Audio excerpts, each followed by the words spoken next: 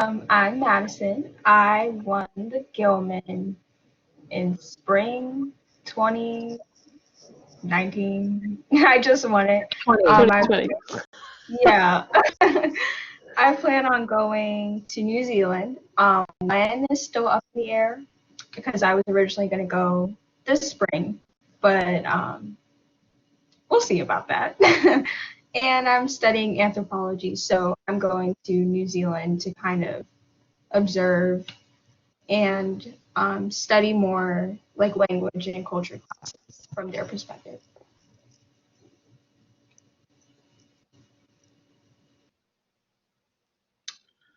All right, I can go next, I guess. My name is Justin Weeks. I'm studying marine science. I went to South Africa this past spring.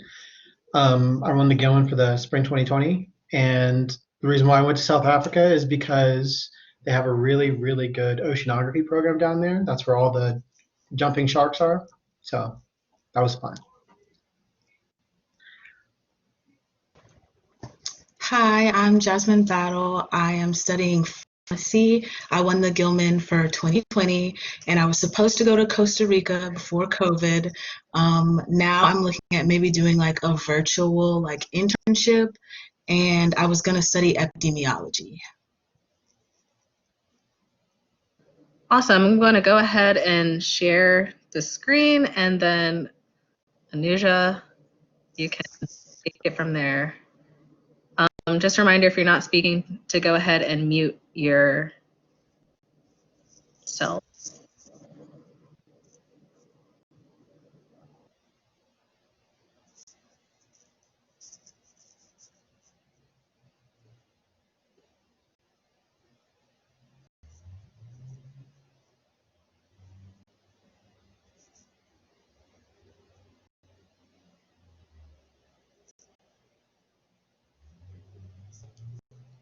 Oh, okay, that's the first slide. I was confused for a second. Cool. All right, so we can just kind of talk pretty generally about choosing your study abroad location. So for some students, you might know exactly where you want to study abroad, or for others, a general idea or region. But if you are undecided on program location, there are some different factors that you can consider to make your decision a little bit easier. So if you can just go to the next slide. Okay, so the top 3 things I would say that are important to consider when you're choosing your program location or program in general is location, length, and program type, especially if you're trying to keep your program, your study abroad program, as affordable as possible. So there are some locations that are going to be a little bit more inexpensive and affordable than others. So Western Europe tends to be one of the most popular study abroad locations, but it's also one of the most expensive. Same with Australia as well. But if you go in pretty open to choosing your program, you can actually choose to focus on regions of the world that are a little bit more affordable. So these tend to be Eastern Europe, Asia, Africa, and Latin America. So you can find a lot of pretty affordable programs there. Sometimes they're even cheaper than in-state tuition here. So your entire program, including housing, can be cheaper than whatever you're paying for school at USC. So you can end up saving a little bit of money and using that money you save towards, personal travel, personal expenses, things like that. If you're looking also to just have your study abroad program, just experience the study abroad program in general, you can think about your program length as well. So some students think, okay, I can really only afford to go for a summer term. So that could just be about 4 weeks or 5 weeks or maybe the entire summer. But they think that it's going to get more expensive as the length gets longer. So in theory, yes, of course, if you stay for a longer period of time, it's going to be a little bit pricier. But if you look at some of those sunk costs, that's where it can get a little bit easier to manage. So regardless of if you're going on a 3-week program or a semester program, you're still going to have to buy a plane ticket. And the plane ticket sometimes tends to be the most expensive part. So I actually screenshot here, I just realized like JFK to somewhere, but JFK flights are going to be way cheaper than Columbia, South Carolina, I promise. So a lot of times your flights can run up to like $1,000 for a variety of different locations, sometimes more expensive. So, Madison, who's looking at studying in New Zealand, those are going to be very expensive flights because that is truly on the other side of the planet. So if you're going for a 3-week program and you still have to pay that cost, it might be worth it to look into a full semester program or a full summer program, and try to find a different program type that might be a little bit cheaper for you. So leading into program type, Madison, Justin, you had both looked at partner providers. Is that right? Partner programs? Yes, that's correct. Awesome. So there's a lot of different program types. So we have exchange programs, we have partner programs, and if we just jump over to the next slide page.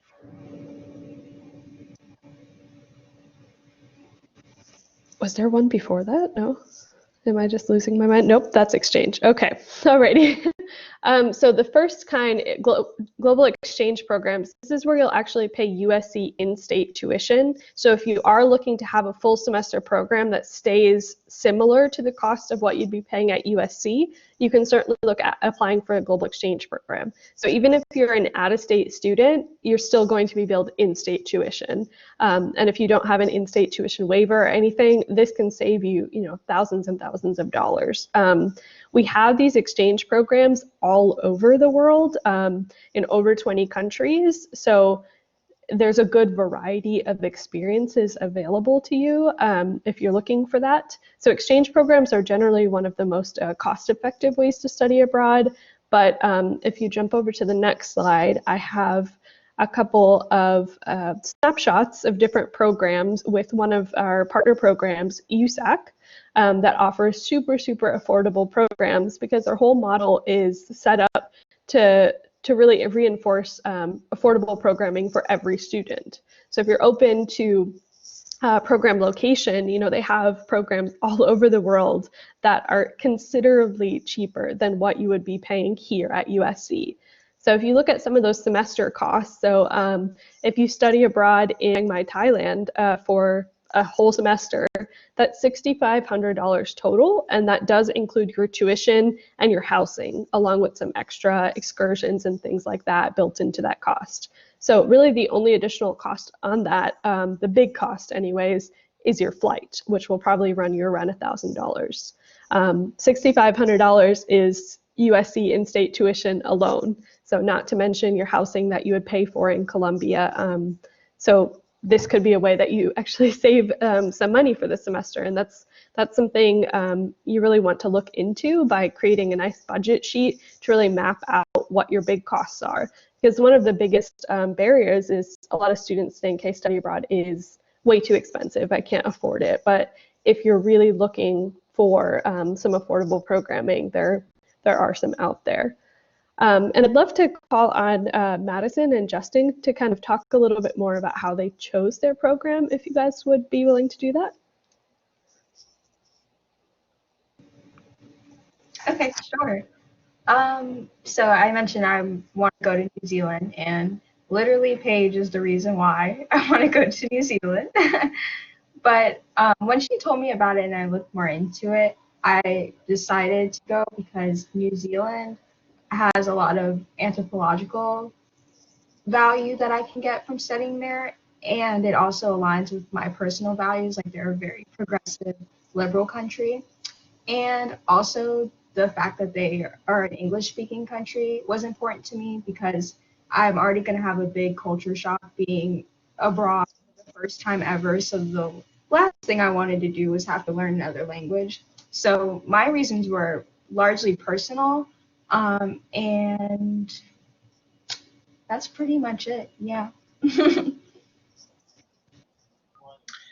So for my interests, for my reason for going to South Africa and picking Cape Town specifically, I've always been interested in marine science. That's why I'm studying it. So since USC is not a coastal school, I wanted to take this opportunity to actually go to a coastal school and experience being on the coast, which gives you so much more access to hands-on learning opportunities in the ocean and in different environments. And the school that I went to when I was in South Africa, the University of Cape Town is the number one institution on the continent of Africa. So they have absolutely amazing programs there. They have amazing and they're really good with hands-on instruction. So that's how I learned the best. So that's why I chose that location.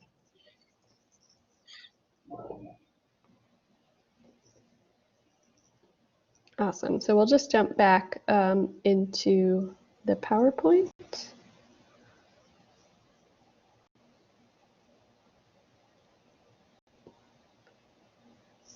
All right, so when you have decided, okay, I want to study abroad, there's a couple of steps that you'll need to go through. Number one, talk to your academic advisor. A lot of times students come to our office or they email an education abroad advisor and they say, hey, I want to study abroad, what programs work for me? But meeting with your academic advisor first is going to be the most important step because they're going to be able to tell you which classes you need to take to stay on track. They'll let you know if you're already on track or if you're behind or if you're ahead.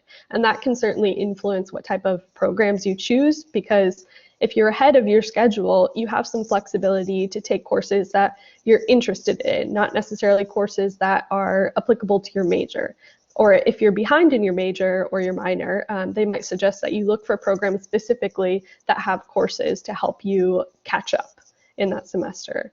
They might tell you, hey, you can't really fit in an entire semester of study abroad into your schedule because you're behind. I'd suggest looking into a summer program. So your academic advisor really does influence this because, of course, this is study abroad and emphasis on the study part of that.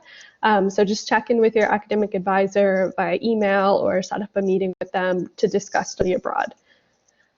Then you're going to want to virtually come to an information session. So we have Study Abroad 101 workshops that are held through Zoom. You can sign up on our website and register through EAB.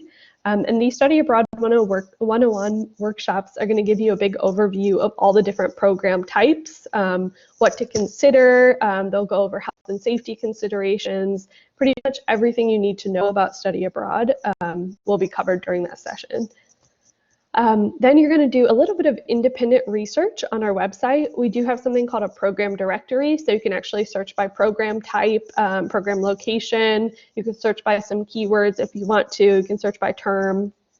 And once you've done a little bit of looking around on our website, you can meet with a study abroad advisor or education abroad advisor. Now we're going through a bit of a rebrand. So my contact info is down there, but you can certainly meet with any advisor and sign up through EAB for these advising sessions. So in the advising session, we'll go over some programs that we recommend for you, or you might come in already knowing, hey, I want to go on this Global USC Costa Rica program, and we can just walk through next steps. So, and the last one here, why we are meeting today, is applying for internal and external scholarships. So if we go to the next slide, I did just want to give everyone a COVID-19 study abroad update. So if you are planning on studying abroad for the spring semester, we are still accepting study abroad applications for spring 2021, but we have a Student International Travel Oversight Committee that evaluates the viability of study abroad since the COVID-19 pandemic began. And they'll make a decision on whether or not spring 2021 study abroad is viable sometime mid-October. So we will still be accepting applications up until that point, up until the application deadline, but know that a final decision about study abroad viability will happen then. And that communication will be posted on our website. You can use that QR code to take you directly to our study abroad COVID-19 page, but you'll also be notified via email if you're in our application system. The important thing to note here is there are so many moving parts. There's immigration restrictions against US citizens at this point. Some of the partner providers have decided to cancel programs. So it could be that USC has said, yes, we support study abroad in Australia, but the Australian government comes back and says, hey, we don't want American students or American citizens coming into the country at this point.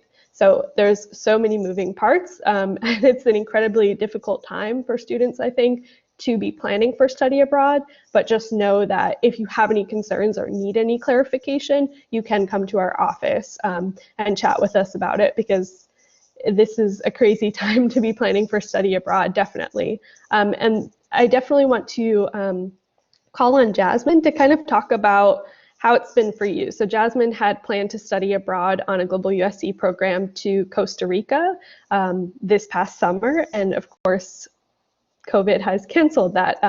So I'd love to hear about what your plans are, if you have any advice for students moving forward and planning for study abroad in the COVID time. Yeah, so I haven't decided specifically on what I'm gonna do with the money, but there are a lot of like virtual programs.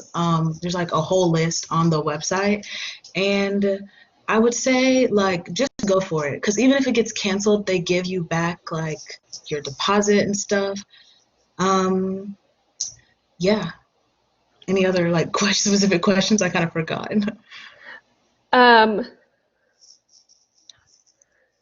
No, I think that was it. Any advice or talk about virtual programs, but I think you covered that.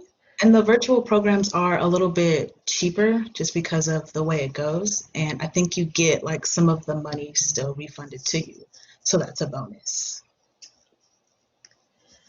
Yeah. So on the slide that we just exited from, it had a little bit of advice. So if you are planning for an in-country spring 2021 program, or even summer at this point, it's hard to say. Anything can change at any moment. We are advising against making any non-refundable payment. So don't purchase your flight.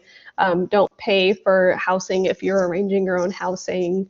Don't get a visa just yet until you hear mid-October with this decision.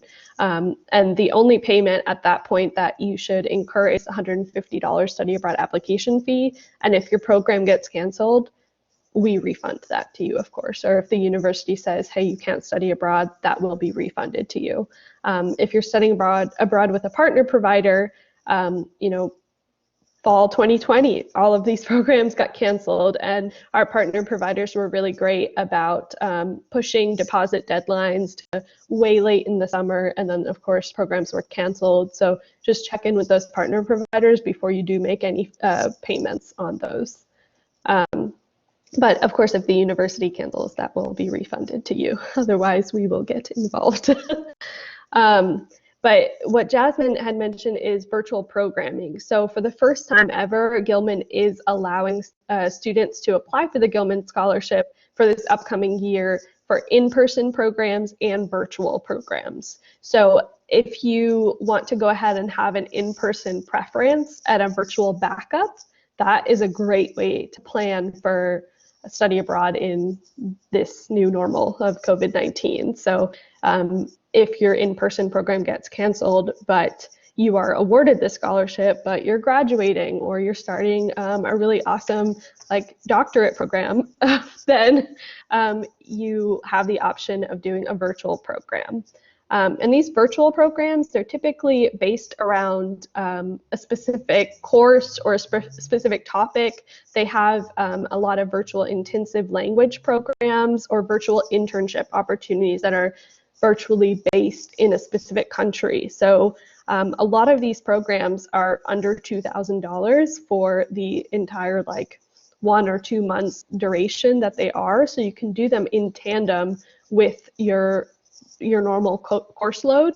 And if you're awarded, $5,000 of scholarship money and this program costs $2,000, you got $3,000 to help make your life a little bit easier in your time at USC and taking multiple classes, so you can maybe not have to work so many hours, so you can actually focus on doing a study abroad program and taking your courses at USC as well. So brand new opportunities for students moving forward. And then we'll just jump back into this PowerPoint.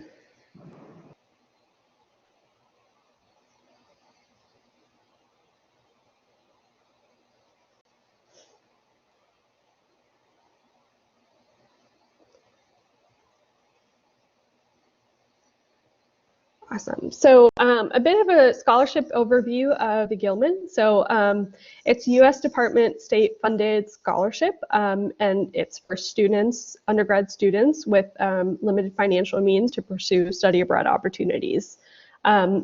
Gilman does tend to focus on students that are traditionally underrepresented in study abroad. So that could mean high financial needs students, students of various racial and ethnic backgrounds, first generation college students, students with disabilities, non-traditional students, so students that are adult learners, or any field of study that's underrepresented in study abroad.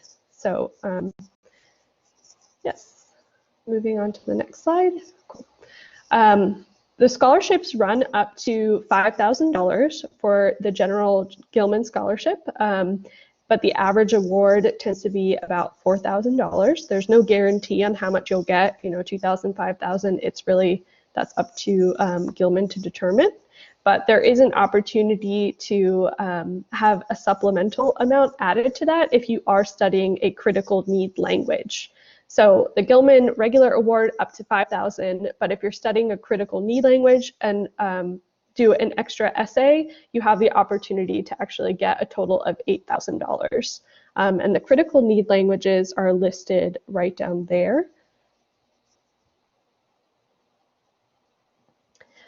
For eligibility, you do need to be a US citizen, an undergraduate student. You need to be receiving a federal Pell Grant during the time of your application or during the time that you're studying abroad. Your program does need to be 4 credit. And for those that are looking for a summer program or these virtual programs, it does need to be a minimum of 3 weeks. So sometimes it's difficult if you're looking at the global classroom, so faculty-led programs through USC. Sometimes these are just under 3 weeks or 2 weeks, something like that. Jasmine's program was 3 weeks exactly, so that would count, of course, but anything below is not. This last requirement is a little bit tricky right now because typically students that apply for the Gilman do need to be studying in countries that by the US Department of State's travel advisory system are a level 1 or 2. Right now, most of the world is like a level 3. At one point, everyone was a level 4. I think they recently just went down a little bit, but if the levels, the way the interpretation right now is if the levels are 3 or 4 because of COVID, I think it's okay to still apply for the program because these could go down at a later point. And Paige, feel free to jump in if you have a different interpretation. Nope. Okay. All right, so a new scholarship, a new Gilman portion of the scholarship is the GILMAN-MCCAIN scholarship. So this scholarship is specifically for undergrad students, undergrad dependents of active duty service members, and you can be eligible for this if you're receiving any type of Title IV federal financial aid. So if you are a dependent of an active duty service member trying to study abroad, this scholarship, because it's so new and it's such a niche group of students, they haven't had a lot of applicants for this. So if you do fit in this criteria, apply for it because it's almost always on a rolling basis, to be honest, because they're truly looking for people to give money to. So if you fit this category, definitely apply. And on the next slide, we just have those eligibility requirements again, but it's pretty much the same as the Gilman, other than you do need to be a dependent child of active duty military member and receiving any type of Title IV federal financial aid. Okay, moving to the application requirements. So there's three steps really here. So you have your student application. You will need to fill out information about your home institution, so USC, information about your program. This is where you'll upload your statement of purpose essays and community impact essays, which we're going to jump into in a minute here. After you submit your application, there will be 2 advisors that need to certify your application after your deadline. So we'll definitely talk about that in a minute, but I will be the advisor that certifies the study abroad side, and there's a financial aid advisor that's listed in the Blackboard that you can put down their contact information, and they'll certify your financial aid information. You also do need to upload a transcript. This says that it's an official transcript, but actually at the time of application, you can upload your unofficial transcript. And if you are awarded the scholarship, you can just go back in and upload the official. We definitely don't want to make you pay the like 10, 12, 8, whatever the a dollar amount is. That's like dinner Chipotle for one day to pay for a transcript that you don't need to at this moment. Okay, so when we're talking about these essays, I really want to call on the students a little bit more to talk about how you formulated your essay, but I'll just give a brief overview of this first essay right here. So the first one is a statement of purpose essay. This is where you're going to talk about your study abroad program and be very specific about what your academic, professional, and personal goals are as they relate to your study abroad program. So essentially, you're really telling a story about who you are and where you want to go, and how this study abroad program that you've chosen will help you get to those different goals that you've set for yourself. So I'd love to call on all 3 to kind of talk about your statement of purpose essay, if you feel comfortable sharing about it, and maybe your process of how you started to lay down these different goals for yourself and formulate your essay. Justin, you're smiling, so you can go first. All right. Hi. So the first thing that I did is that I came into the National Fellowship Office and I had a meeting with Paige, and I pretty much just laid my life out in front of her. I told her what my family situation is. I told her what I'm interested in, what I've told her about my life, and she helped me to be able to actually format and like pinpoint certain things that I should highlight. So since I'm studying a STEM field, that's definitely something I should highlight in my statement of purpose, why I'm going to the University of Cape Town to study oceanography, why that's significant for me, and what that would do for my career, those kind of things. That I'm underrepresented in STEM as well as in study abroad. And yeah, pretty much.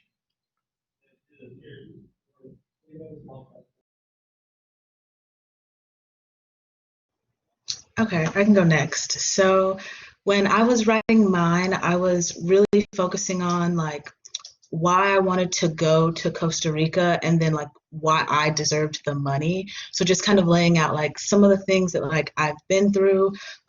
It kind of was a little emotional and I wasn't expecting that because like the Gilman really highlights like first generation low income minority students, and sometimes like talking about the things that like you've been through as like to like why you like deserve this money and like why you should get to go abroad can be like more emotional than you think at first.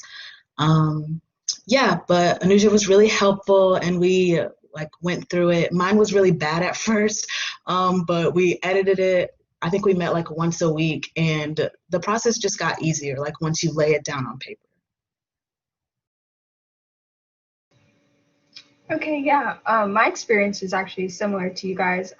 Paige told me about New Zealand in like February, early February, late January, and I think the deadline was sometime in early March. So literally for that whole month, we were just like crunch time. But the most important thing that I learned during the Gilman process was about myself and like what makes me special and how to portray that into an essay, because that's really all they have to go off of. So you really have to make sure that you stand out and that you highlight not only what makes you special, but also like how your study abroad program is going to benefit your long-term professional and academic goals, like why this specific country, this specific program is beneficial to me and why I really need to go. So basically, yeah, dig deep, know yourself, know your goals, and start early. Yeah, pretty much what all of them were saying was tell them things that you want them to know about you. And, you know, this scholarship was created with a certain purpose and goal, so you have to keep that in mind. The readers are not, they don't know you, so they're not going to be able to just assume things about you. You have to say things in writing, plain, straight up. Like if you're a first gen student, you have to say that. Otherwise, they will not know. Obviously, it's your essay. Only share the things that you're comfortable with. Anuja and I keep this information confidential.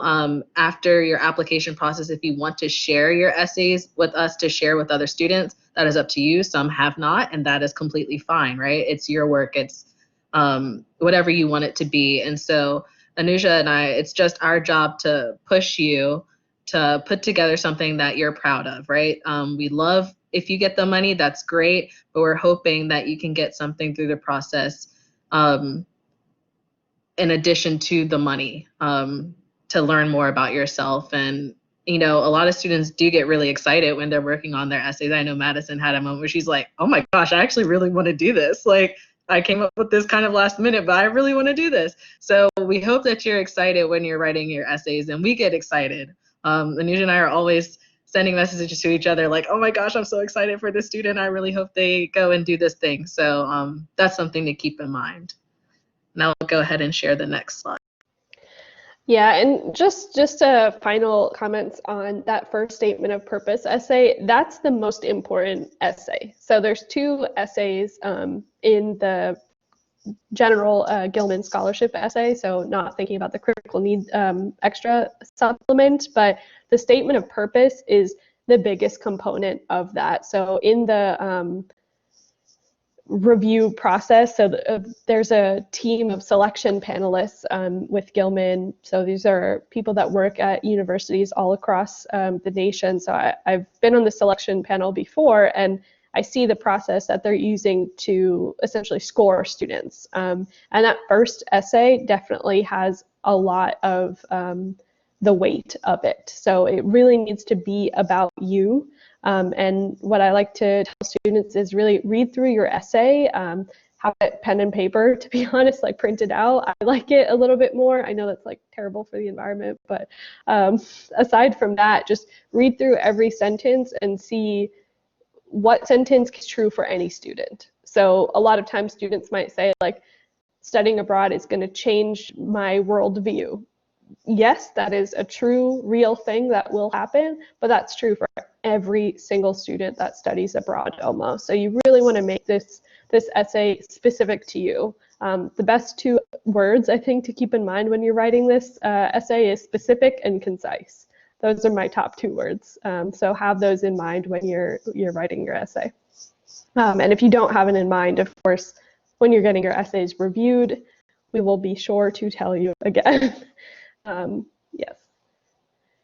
So the next essay, it's a community impact essay. So this used to just be one part. Now it is a dual part essay. So we have this first section right here. So citizen diplomat abroad. So when you're overseas, how will you contribute to the mission of building mutual understanding between the people of your home community and the people of your host community?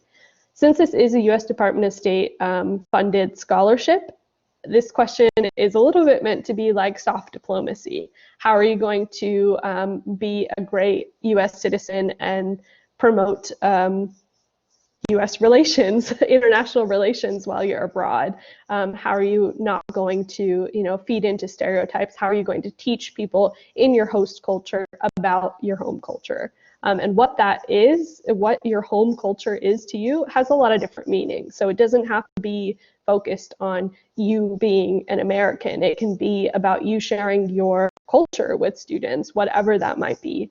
and not just students while you're abroad. Some students talk about volunteering opportunities while they're in different study abroad programs, or getting involved with research while you're over there, to share some perspectives from US research standpoints, things like that.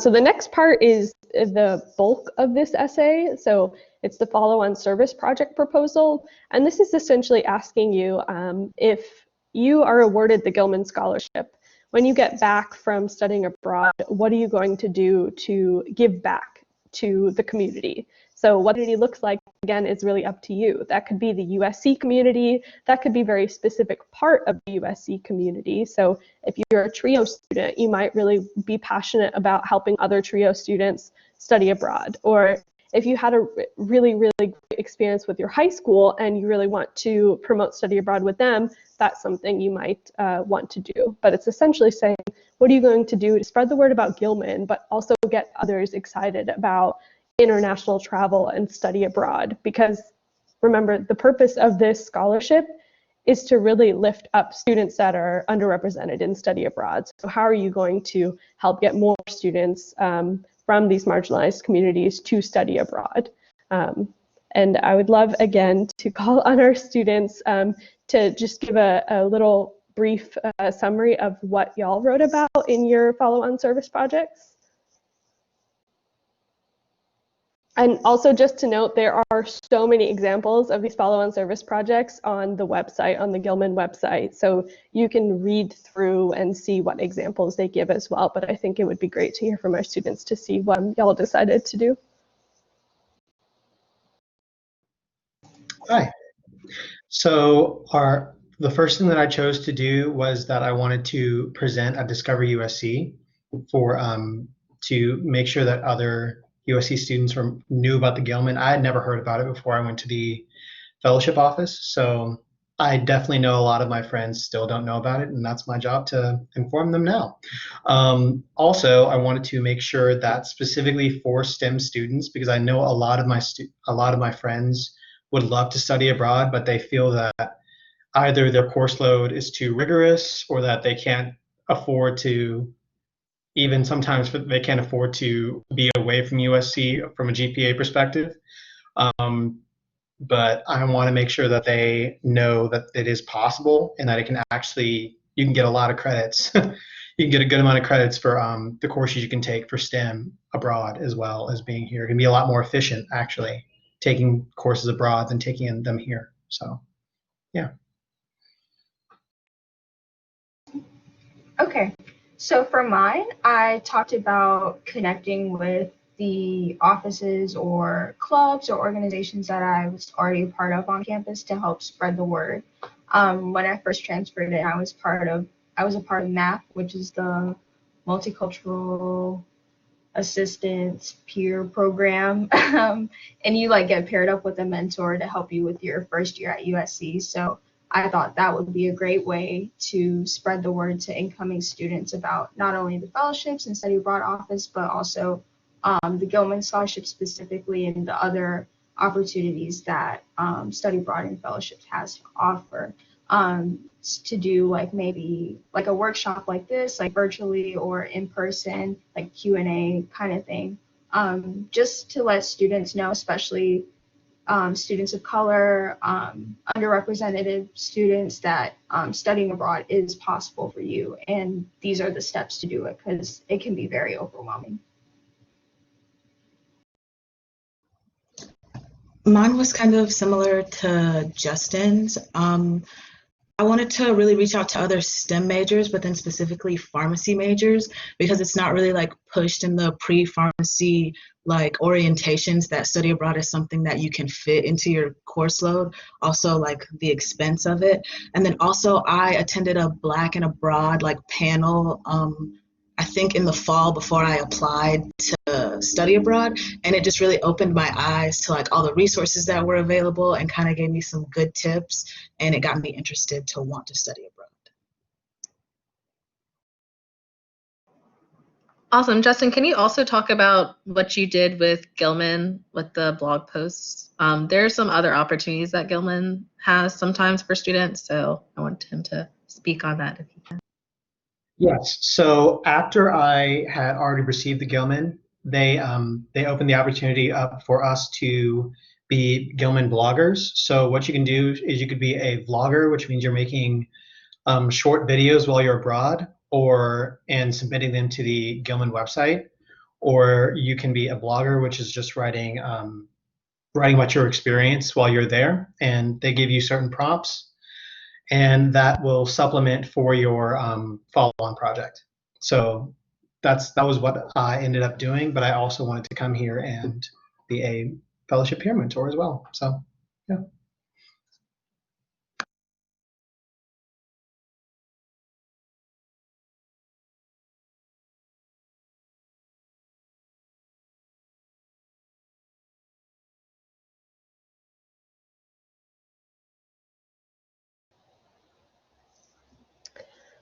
Alrighty, so last thing for Gilman, I think, timelines and deadlines. So if you are planning on studying abroad anytime next year, so that could be spring semester, summer, fall, anything that starts in the year 2021, you can go ahead and apply for this upcoming deadline.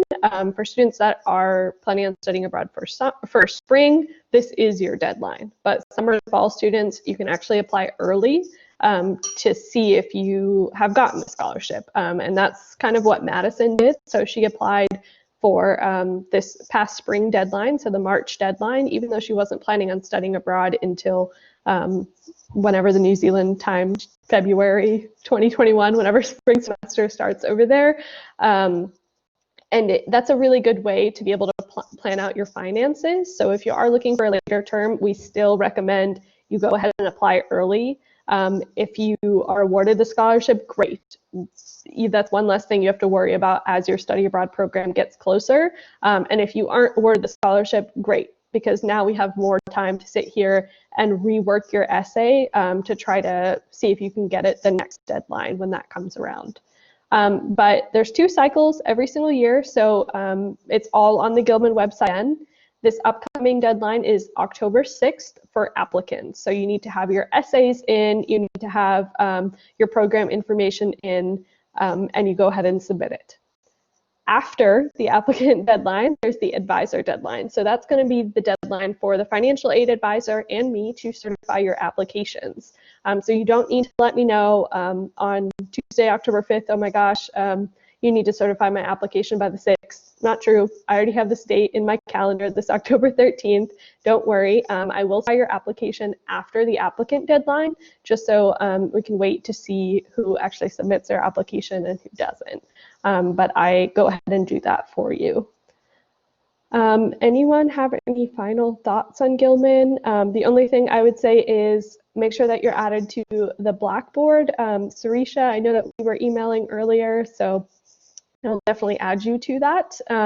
But the Blackboard has a lot of really great information about the scholarship in general, tips, steps to make sure you're on the right track. Of course, you always touch base with me or Paige, but the most valuable thing I think is in there is the past scholarship days. So some students that have disclosed that they will allow their scholarship essay to be on there.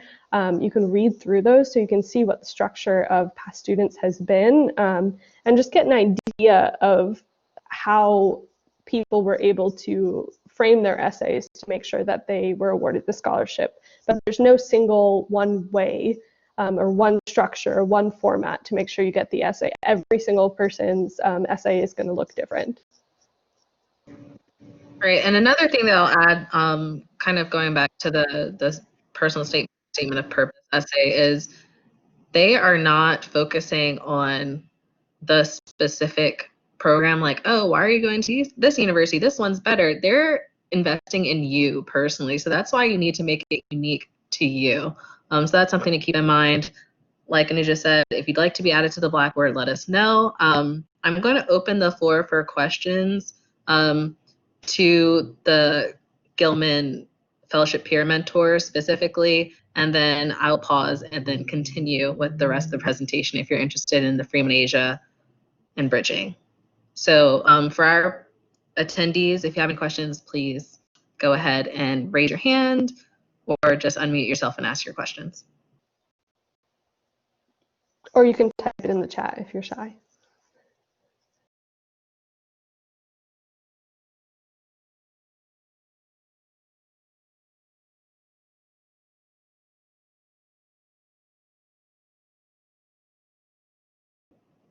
Seems like there are no questions. You guys are a shy bunch. Do the FPMs have anything else that they'd like to add? They're all available for chats. So if you want to talk to them one-on-one about their experience, you can do that. You can email our office, which is nfsp@sc.edu, or you can email me at pjenn@sc.edu, and I can connect you with a Gilman Fellowship Peer Mentor. Thank you, Anuja. That makes sense to type it in there. So yeah, you can email us and we can connect you, and then you guys can meet one-on-one in person or virtually, depending on how you feel, and talk about your experience. But yes, me and Anuja are open for business. Anytime you want to start sending us essays to review, we are happy to start doing that. I have something to add about just the process itself.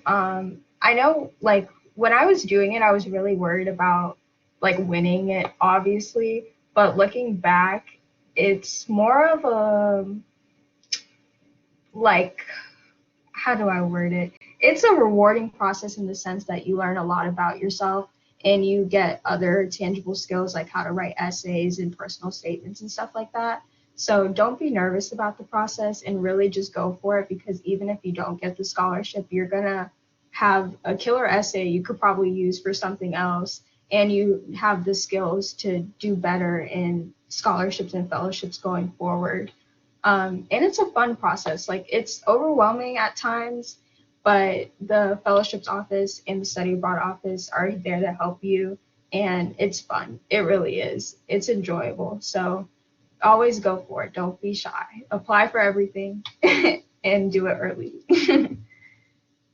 Yeah, I love that. Apply for everything. Oh, sorry. Oh my gosh, Justin, I totally cut you off. I'm so sorry. I was just going to say apply for everything, because you can actually stack scholarships, and you could get a scholarship from the Study Abroad Office and the Gilman and Freeman-ASIA and Fund for Education Abroad, and you could have money left over, and you're going to be receiving your Pell Grant while you're studying abroad. So you can apply for everything and get everything.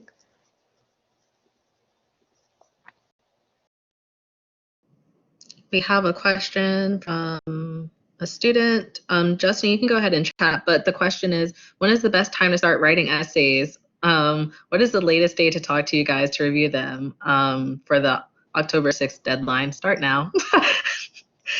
You will thank yourself, because some students get overwhelmed with so much going on. Like, who knows? Classes could go completely virtual and it can be spring 2020 all over again next week.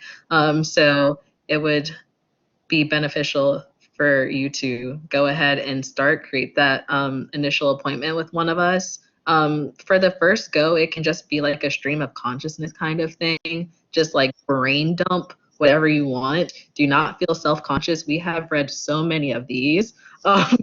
And we have applied for things ourselves before, so we know what the process is like. It is awkward to have people reading your work in general, but when it's like something that's personal to you, there's an added layer of awkwardness. We're totally used to it. Go ahead and start writing now. But that's only if you know where you want to go to, like, because some of that has to work together. But in terms of like why you want to study abroad, your life story, why you're interested in things you're interested in, that's not going to change but so much. Yeah, and as for the latest day to talk to us, I would say if you're talking to us like less than a month before the deadline, it's going to be very difficult, unless you're like the world's best writer and you've applied for many scholarships and many fellowships before, to be able to pull it together. So it really does take several months of working for it. And it's better to start early, because if you happen to be, this amazing writer and it flows really well and it's perfect, the worst that can happen is, okay, you get it done in a month, and now you have a couple of extra months to focus on other scholarships. Whole point here is that we are trying to push you to apply for multiple scholarships, not just this one. So, you know, you want to knock this one out, but also be able to use what you learned from this essay to influence your other essays as well and other scholarship applications. So I would say even like next week is the latest. if that's going to help push you to come talk to us, then yes, talk to us now. Justin, we totally cut you off, so go ahead. It's totally okay. What I was going to say is I wanted to highlight some of the other benefits of Gilman that I felt while I was abroad. Actually being able to connect with, there were multiple other Gilman scholars in my specific program while I was abroad. So actually being able to talk to them and being able to, obviously we're all coming from some kind of disadvantaged background. So that was definitely a benefit while I was abroad, and made it super easy to connect to other people because we went through the same process of applying for Gilman. Also, through this COVID pandemic, the Gilman program was a fantastic resource. They were on it every second of the day. Whatever was going on, they were checking on me. They were making sure that I was okay. We were checking to see where I was, what was going on, gave me updates for the country that I was in. So it was definitely a comforting resource through something that was very chaotic for other people that were only going off of their schools, let's just say. Yeah, so that added support was a definite help, and I'm extremely glad that I chose to apply. I didn't see that coming, but it was much needed. So yeah.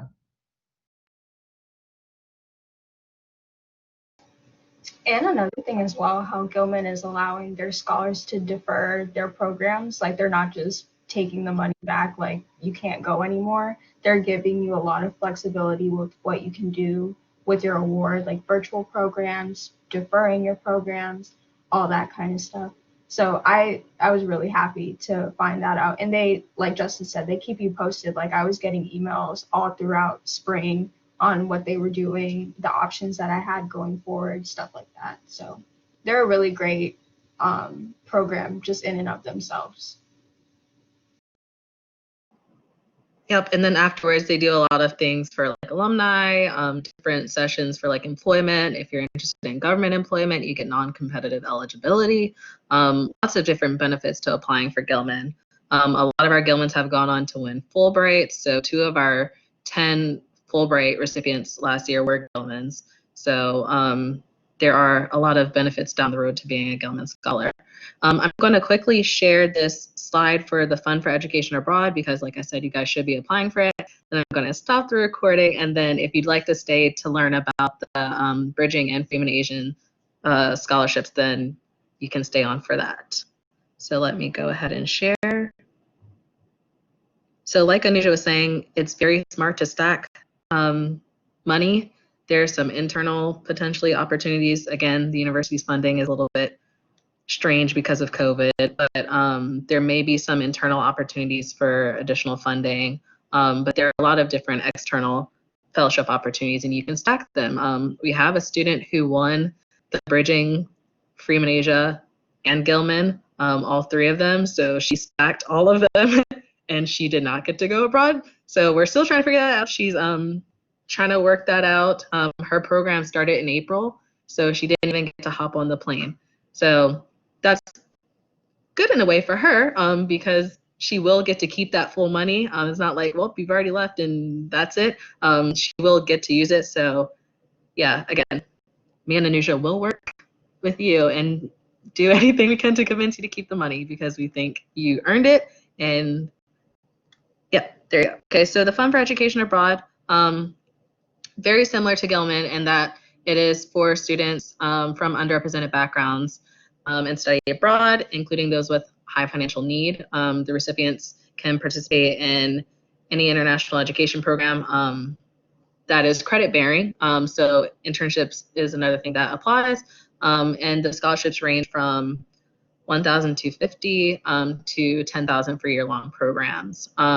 The eligibility for program length is a little bit different. So this one has a requirement of 28 days. So if you are doing one of those term programs that are 21 days for Gilman eligibility, you will have to rethink that if you want to apply for multiple things or just focus on Gilman. But the applications are kind of similar, the things that they're asking of you. There's 2 essays there. We have past recipients for the Fund for Education Abroad who are also Gilman scholars. You can meet with them as well. I can set that up. Like I said, the emails are in the chat. You'll need an unofficial transcript. I'm glad that Anusha made the point about that for Gilman. You don't need the official transcript until you've already been a recipient. That's good to keep in mind because transcripts at USC are expensive.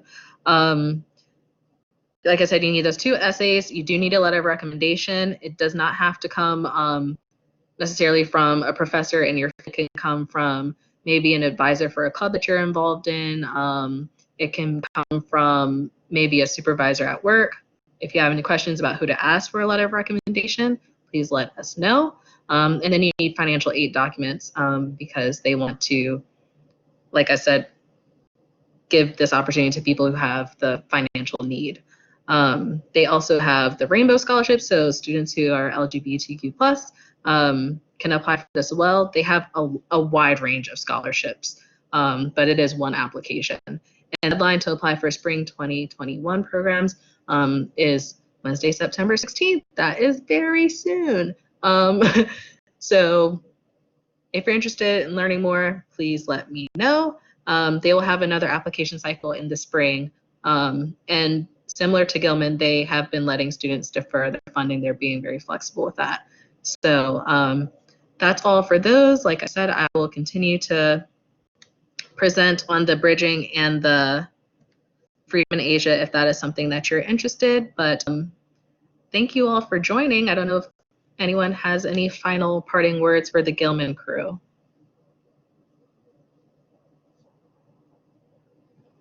Anuja, any final words? All right, well, I'm going to end this recording and then I will move on to the Freeman-ASIA and bridging.